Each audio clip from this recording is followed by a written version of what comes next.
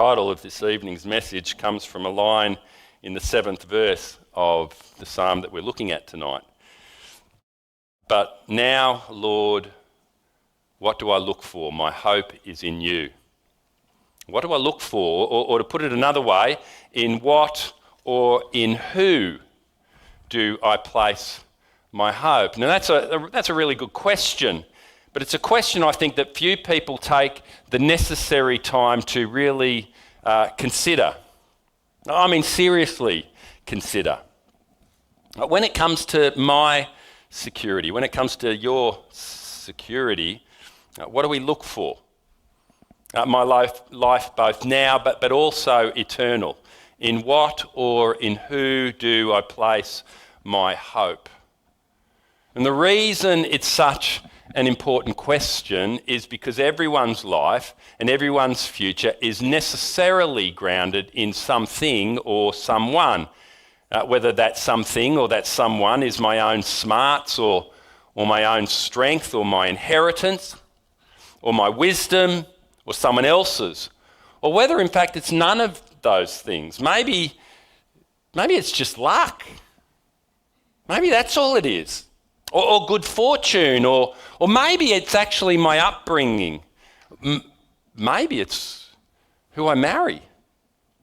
My life and my future, says David, it's grounded in either something or in someone. And so David asks the question, what do I look for? It's intentional. Life for David doesn't just happen to him, he looks for it. Now, where is my confidence? In what or in who are my hopes and dreams founded upon?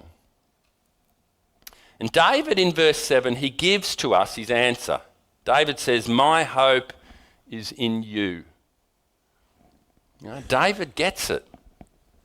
He doesn't place his hope for either his present or his future, and that includes his eternal future. You can't read any of David's Psalms and not see that he has eternity in mind. He doesn't place his future, both immediate or eternal, in himself. David doesn't place his hope in his wealth. David doesn't place his hope in his army. It's not in his past, it's not in his reputation, it's not in his achievements. No, my hope, says David, is in you. And the you that he's talking about, of course, is Yahweh. And the Yahweh that David here speaks of is a personal Yahweh. Now, you can't read this or any other of the Psalms and not see that. Now, David's hope, he says, is in you. Now, David's hope is in the God he knows. That's why his hope is in Yahweh. Now, he knows him, his character. He knows about his faithfulness.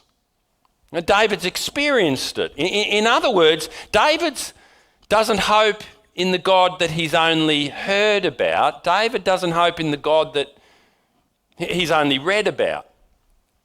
Now, King David doesn't place his hope in the God of some creed or some tradition that he happens to belong to. Now, what does David hope in? Now, King David hopes in the God he knows. Now, my hope is in you. Now, it's why his hope is such a certain and unshakable hope. David's hope, church, it doesn't stand or fall on a liturgy that he's learned by rote. Now, I've got to tell you something. I'm a man of liturgy. I love liturgy. I don't know where you stand as far as liturgy goes. I'd introduce liturgy into this church in a heartbeat. I love liturgy. But liturgy only goes so far. A liturgy can't save you. Religion can't save you. We've been seeing that, haven't we, over the past several months. And it's not David's liturgy, it's not his religion that gives him hope. What gives him hope is Yahweh and his knowledge. of Yahweh, his steadfast belief in Yahweh, his commitment to Yahweh, and Yahweh's commitment to him. Now, David, he might fail Yahweh, and he does. So many times he does. But Yahweh will never fail David. And so David, he throws all of his hopes and all of his dreams on the firm conviction that Yahweh will do for him what Yahweh says that he'll do for him. And what's that? That he will establish his throne, that he will establish David's throne. For how long? Forever. That the day is coming when one of his sons will sit on his throne and rule. And not only will one of his sons sit on his throne and rule over Israel, no.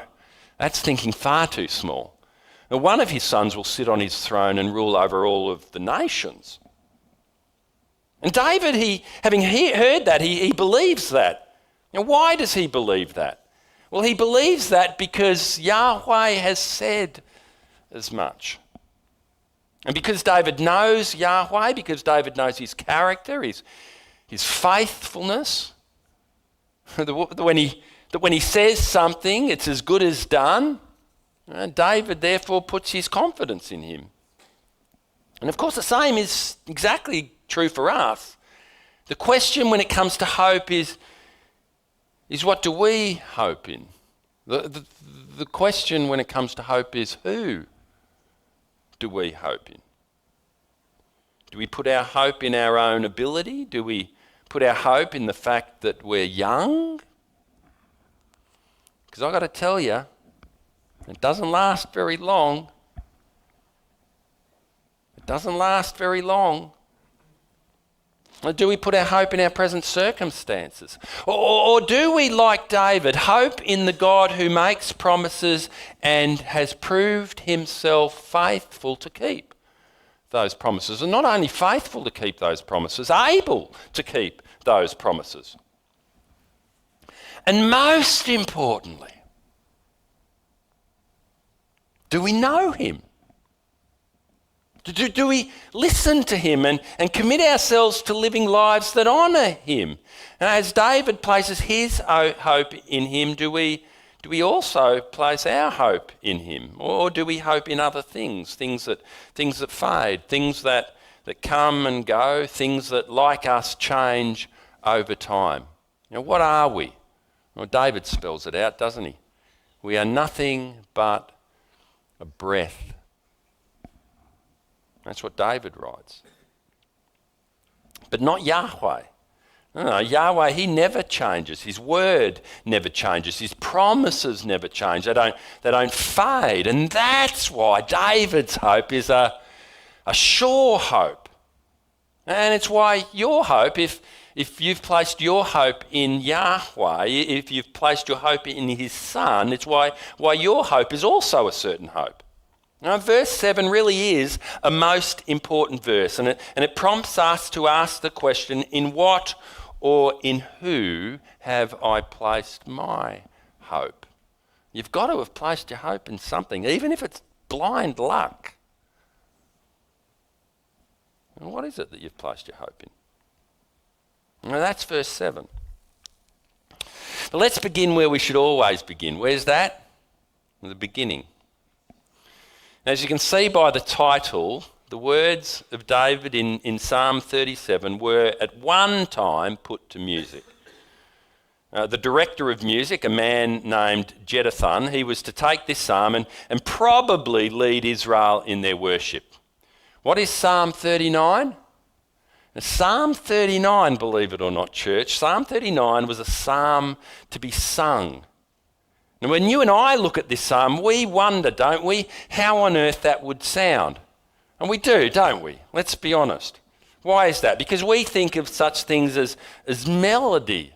And we want it to rhyme. Where's the bridge? What's the chorus? Aren't they the things that we're thinking about as we sing? But what King David wants, before anything else, is for God's people to sing what is true before anything else. And what matters to David is the truth. And what could be more truthful than singing God's own words back to him?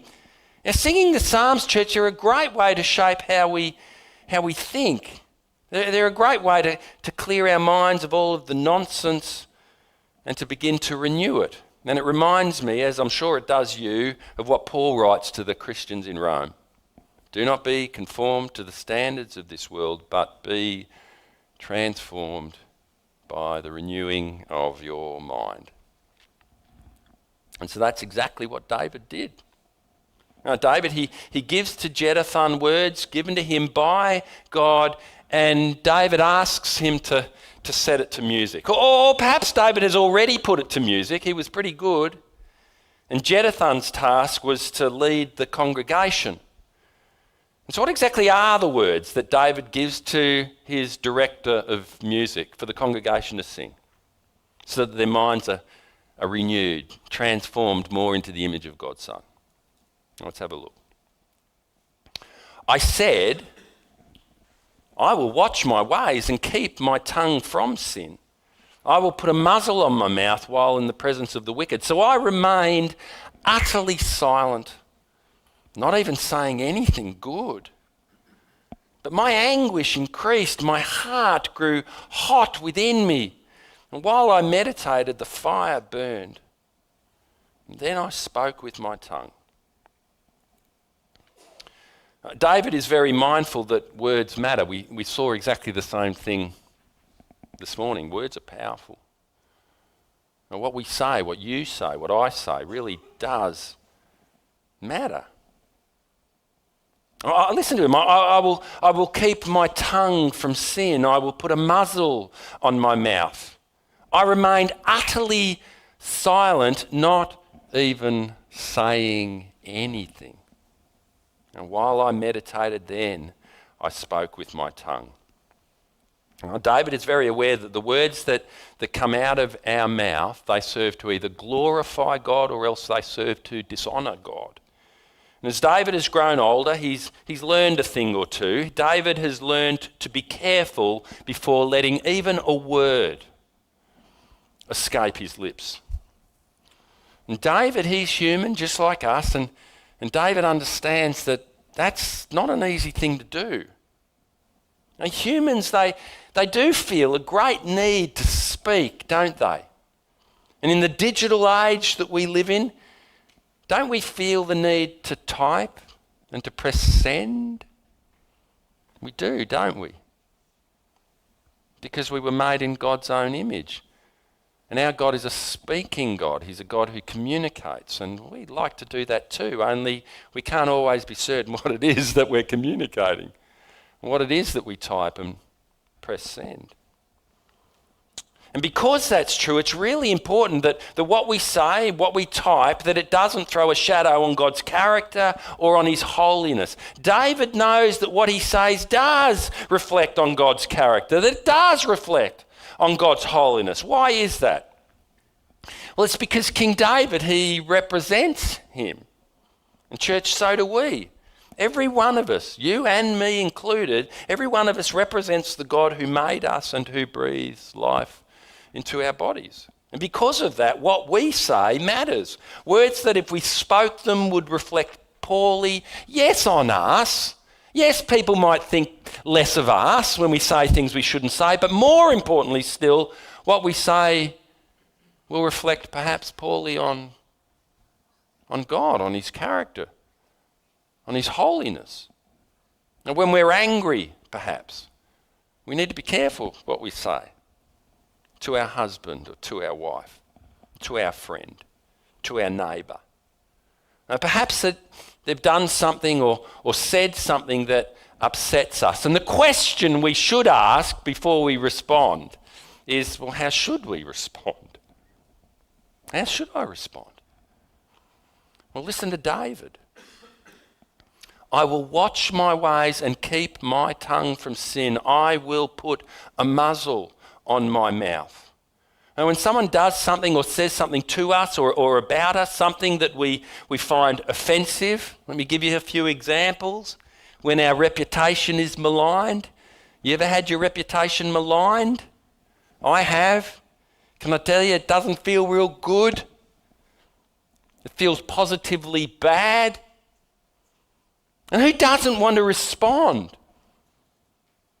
Or if our efforts have been overlooked, you've worked just so hard all week and your boss doesn't even say a thing. Our work isn't acknowledged or appreciated. Or we're tired and we just want some time alone. Is that too much to ask? We're just tired. But the kids want dinner. Or there's a knock at the door at just the wrong time. Or the dog is barking and barking and barking. And it's not even your dog. Or you've been waiting on the phone for what seems like ages and the person on the other end keeps asking you to hold. And it's not even a real person. Or you don't get what you want. Something that you think that you deserve. Church, that's exactly where King David was. He was in any one of those places and far worse. How then does he respond? I remained utterly silent, not even saying anything good. Well, David, he knows that not even his words can be trusted. Why can't they be trusted? Because they come from a heart that is bruised. That's why they can't be trusted. They come from a heart that is angry, a heart that is tired. They come from a heart that is misunderstood. They come from a heart that is underappreciated, maligned, overlooked, ignored. The very same place that you and I often find ourselves in. David's counsel. You know what David's counsel is? Better not to speak. That's David's counsel. And anyone who has ever found themselves there knows just how hard that is. It's so hard, it's almost impossible. And so what does David do? Oh, he prays. David, he takes all of the mess and rather than let loose on whoever is around him, rather than say something that he can't take back, instead he takes it to God. Oh, there's great wisdom there, church. If I could sum it up in one sentence, you'll never find this in the Bible, by the way, but I reckon it sums it up pretty good. Pray before you spray. Pray before you spray. Maybe that's next year's theme. What do you think, Glenn? Pray before you spray. Take it to God and talk to him about it. You don't have to ignore it. You don't have to push it deep down inside of you. And you can be honest. You can take it to God.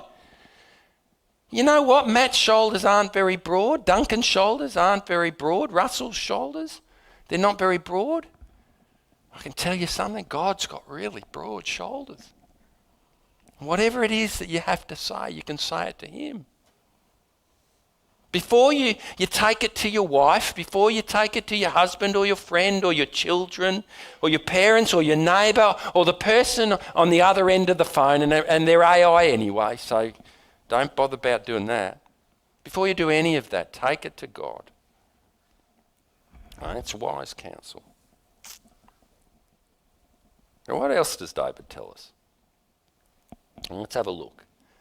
Show me, Lord, my life's end and the number of my days. Let me know how fleeting my life is.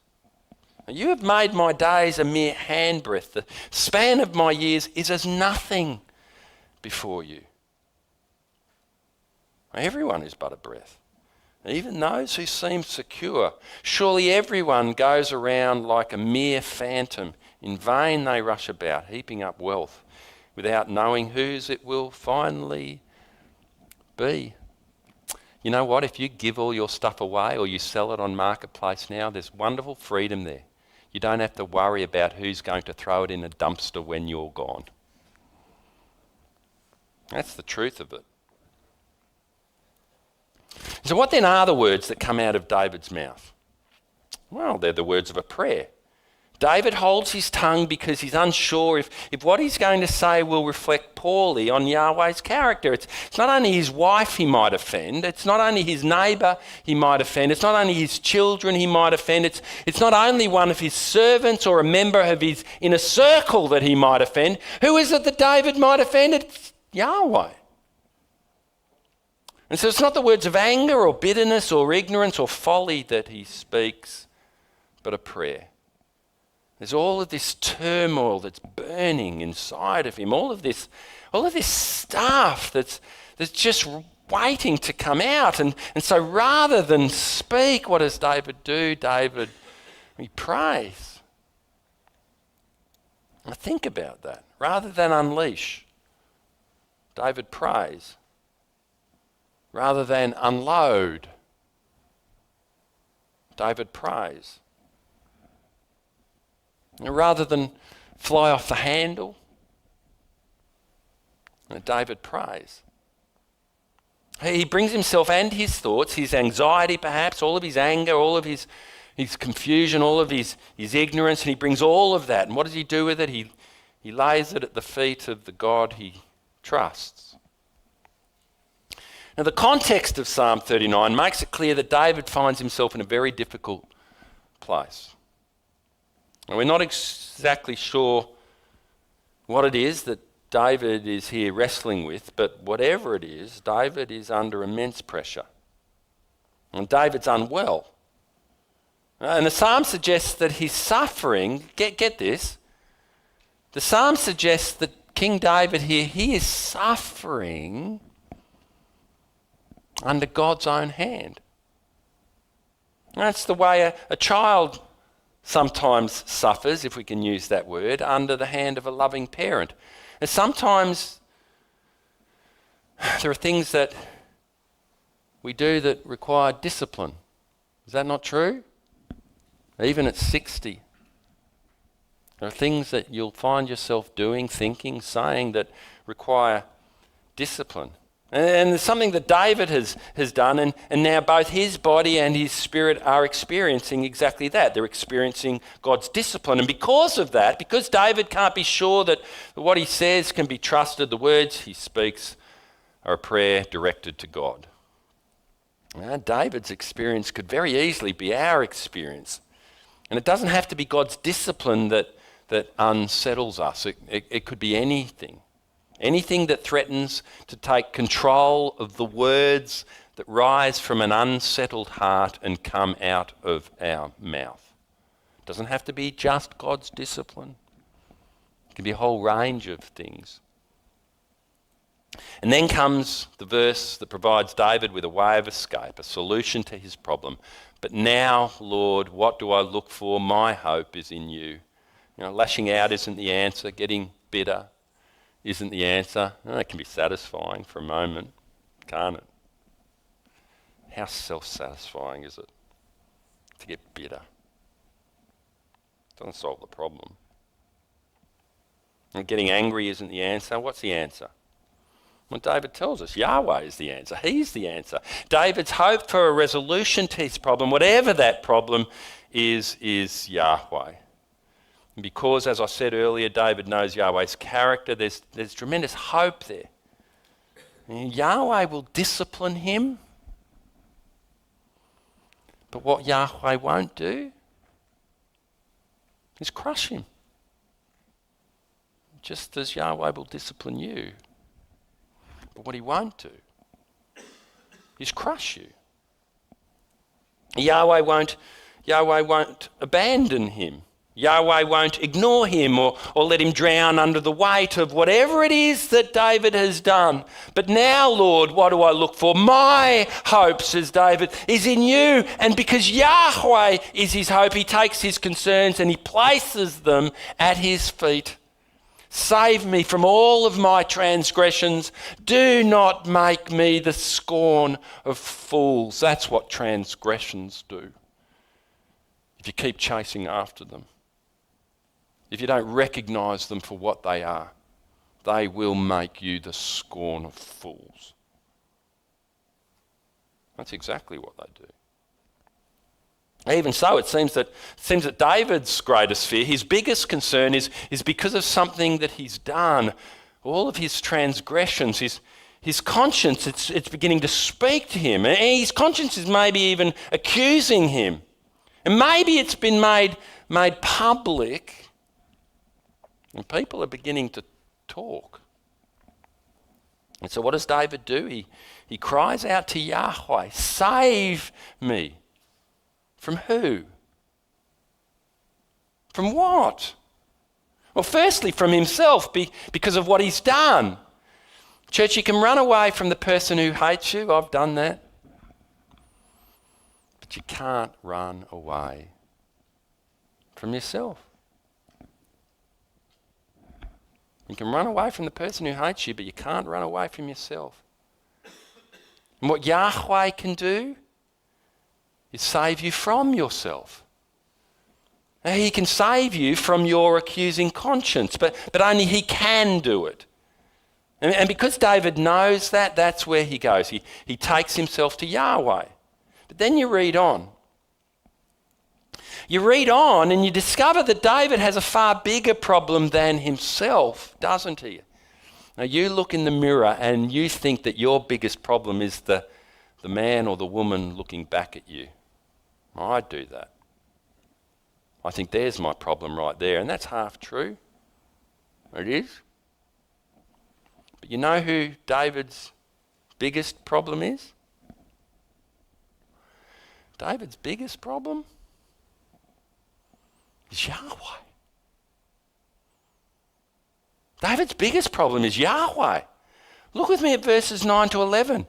I was silent, I would not open my mouth, for you are the one who has done this.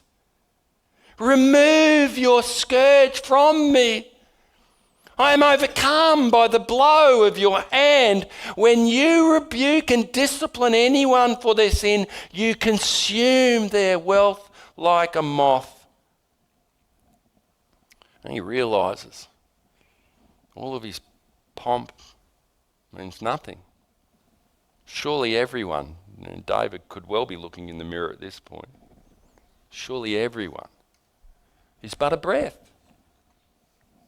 You know, David, he's done something. We're not sure what it is that he's done, but he's done something that he shouldn't have done. And Yahweh's hand is now upon him. Why is David suffering the way he is? And I'll tell you why. Yahweh. That's why David is suffering the way he is. David is feeling the weight of God's hand. David, King David, he's being disciplined, and because of that he is losing sleep. He's suffering some real and lasting consequences. The man and the woman who truly belongs to God is the man and the woman who will suffer when they sin. Is that a feel-good message? Maybe not. That's true. When they do what they shouldn't do, when they transgress God's law, when they transgress his holiness, his righteousness, the man and the woman of God, they can expect discipline. You know, God, he doesn't just watch on the sideline and shake his head. He doesn't excuse it. Not at all. Oh, well, what does he do? He corrects it. And what does David say? For you are the one who has done this. You know, David, he sinned. What sin? We don't know. And now Yahweh is disciplining him. You know, the Christian man, the Christian woman who has never felt God's strong hand of discipline may well ask, am I a Christian? Am I a Christian? Because God disciplines those he loves. Oh, you'll find it difficult to sleep. You'll lose your joy. You'll find it hard to sing. And so what do? You take yourself to the one who can restore to you the joy you lost. You take yourself to the one who can put back that song into your heart. Now look at the last thing that David says in verse 11. Surely everyone is but a breath. God is eternal, and we are but a breath. Now, King David is putting his life into perspective. We have so little time to get it right. Now, David can either spend his life, which is really nothing more than a breath, he can spend it living as he pleases and suffering under God's hand of discipline, or he can put things right. How does he do that? By taking himself to God and confessing his sin and living as he should. And so finally we come to verses 12 and 13. Hear my prayer, Lord. Listen to my cry for help. Do not be deaf to my weeping. I dwell with you as a foreigner, a stranger, as all my ancestors were.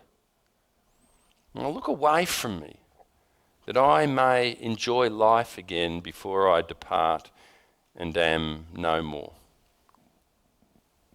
This, church, is what contrition looks like. You ever wondered what contrition looks like? Here it is. Not only is this what contrition looks like, this is what contrition feels like. You see what David's doing? Now David here, he's crying. King David. More than that. King David's weeping. You see, when a man or a woman realises what they've done, when the magnitude of their transgression hits them, it should lead to brokenness. That's exactly where it should lead. Now the world might say, get over it. Now the world might say, it's not that bad. No one was hurt. Stop beating yourself up. It's okay. But of course, someone was hurt by your sin. God was hurt. God was offended by your sin. His holiness was trampled on when you sinned. And realising that as David did, it should serve to break us.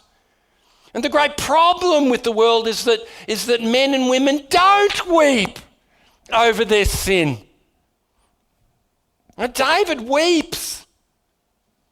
And even though he's the king, he recognises that he's nothing more than a sojourner. Right? King David, he's merely passing through.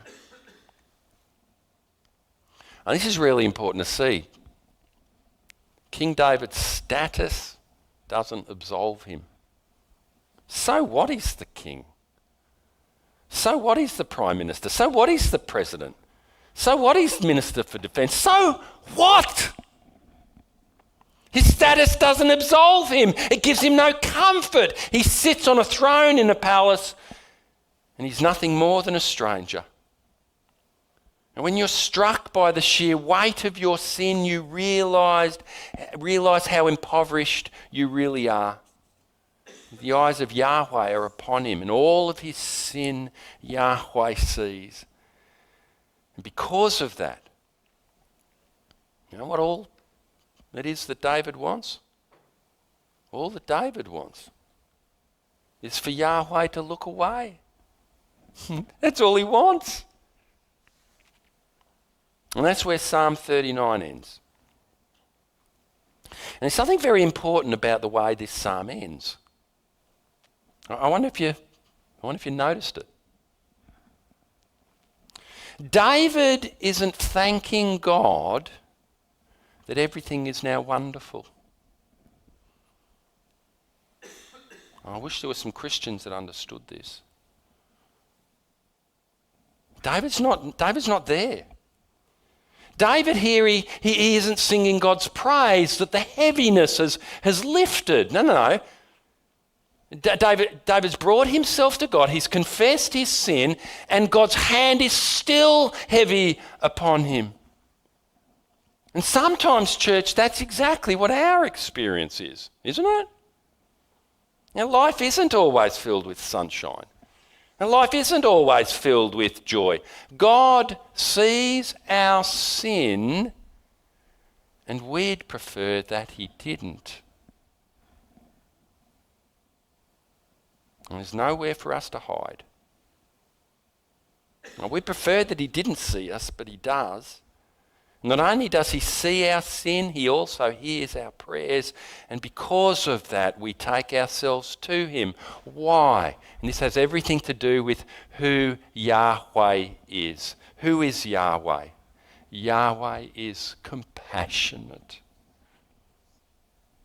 Yahweh is kind. And because he deals with our sin in such a way that we're all the better for it. And because God sees our sin, he deals with it. And sometimes, church, that just takes a lot longer than we'd like. And it's not pleasant, is it? But it is always for our good, and it is always for his glory. And even so, David prays to God for a little respite. I love this psalm because it's so real. David is not, see, everything's good now. No, David's he's still in trouble. He wants God to look away. Give me a moment, Lord, to catch my breath. Allow me to enjoy what little time I have, because I'm just a breath. Again, there's something very real about this prayer. Life isn't always wonderful. Not when we have sin in our lives. Not when our bodies ache. Not when the weariness of age weighs us down with sorrow upon sorrow, and with hardships, and with disappointments. And rather than pretend that life is sweet, rather than drown the pain with pills or with alcohol or with holidays or with stuff, what does David do? He turns to God in prayer. After all, if God truly is sovereign, he can, and he's the only one who can, bring light to darkness and hope to despair. So that in the short time that we do have, and it is short, we can enjoy perhaps even just a moment's peace. Real peace. His peace before he calls us home. That's a wonderful psalm. It's so real. Let's pray. Father God, we do thank you for how honest you are with us. You aren't afraid to tell us that when we do things, say things, think things that we know do not honour you, that there are consequences. You don't abandon us. Like David, you call us to take those things to you in prayer. And yes, there will be times of discipline. And yes, it will be uncomfortable. And yes, we would want, as David did, for you to turn your face away. But we're so grateful that you don't. That you continue to look at us and care for us and love us and provide for us all the discipline that your children need, so that you bring us home safely to yourself. Continue to speak to us, and may we continue to lift up the name of the Lord Jesus Christ, for we pray it in his name. Amen.